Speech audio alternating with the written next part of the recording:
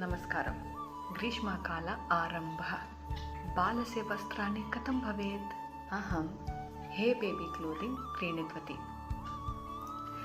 4 अर्धनक्षत्राणि अहं ददामि।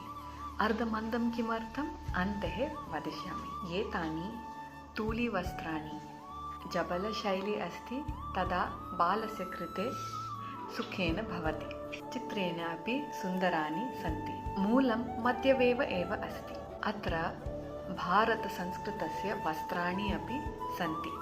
केचन तूलीकोशय मिश्रितानि।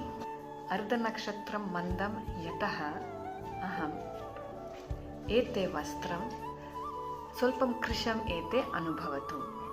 स्मरतु, ग्रीष्मकाले सूर्यरक्षः अति आवश्यकः अस्ति। मम बालस्य प्रियसूर्यरक्षः जानातु इष्टतु? मम वदतु। प्रणाम।